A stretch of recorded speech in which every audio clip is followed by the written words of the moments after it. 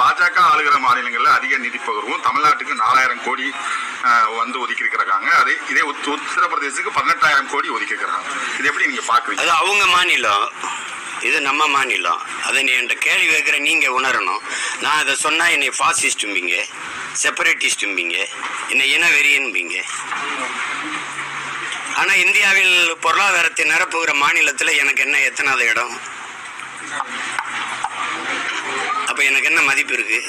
என் வரியை புறம் கட்டு. உத்தரப்பிரதேசோட குறையா எனக்கு 4 விழுக்காடு 5 விழுக்காடு வரி இருக்கா? சொல்லுங்கள், நீங்கள் சொல்லுங்கள்.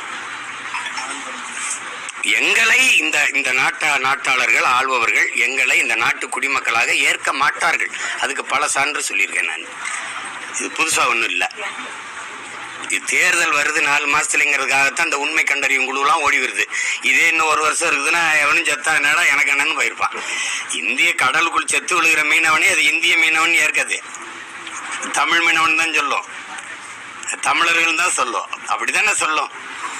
அதனால இப்போ நாங்கள் இலங்கையிலிருந்து ஈழத்திலிருந்து குடி வந்தோம்ல, இங்கே வந்தோம்ல, அகதியா ஏதிலிகளாக வந்தோம்ல, எல்லா நாட்டவருக்கும் குடியுரிமை கொடுக்குற இந்தியா எங்களுக்கு ஏன் கொடுக்கல? ஏன்னா நாங்கள் தமிழர்கள், எங்களை ஏற்காது. அதனால எங்களை வச்சிருக்கிறதே இந்த நாட்டில் எங்கள் வளத்தை சுரண்டி கொழுக்கவும் எங்கள் வரியை வாங்கி கொள்ளவும் தான் எங்களுக்கு வாக்கு இருக்குது. அது பிறவும் தான்.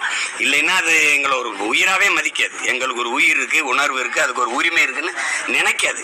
இது ஒரு நிகழ்வு தானே, ஒரு நிகழ்வு தானே, ஒருங்கிணைந்த இந்தியா தானே, ஒரே நாடு தானே. காவிரியில் எனக்கு ஏன் தண்ணி வாங்கி தர முடியல? என் மீனவன் சாவை சகித்து கொள்ளுருக்குது. அவன் நாட்டு குடிமகன் இல்லையா? குஜராத் மீனவன் ஒருவனை பாகிஸ்தான் கடற்படை கைது செஞ்சிருது. இந்திய கடற்படை விரட்டி போய் தாக்கி பிடிச்சு அவரை மீட்டு கொண்டு வருது.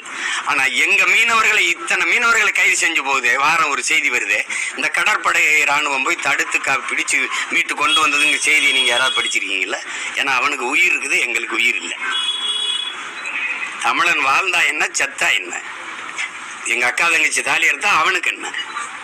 அதனால எங்களை சொல்வார் 2ஆம் தர குடிமக்களாக தான் பார்க்குது. எங்களை இந்த நாட்டின் குடிமக்களாக பார்க்காது. அந்த நாட்டு வட இந்தியர்கள் அவர்களை பொறுத்த வரைக்கும் காங்கிரஸோ பாரதிய ஜனதாவோ, இந்தியன் என்பவன் இந்தி பேசுகிறவன் தான். இந்தியா என்பது இந்தி பேசுகிற மாநிலங்கள் தான். நாங்கள்லாம் சும்மா ஒரு தொங்கு சதை மாதிரி இருக்கோம். உங்களுக்கு புரியுது நினைக்கிறேன்.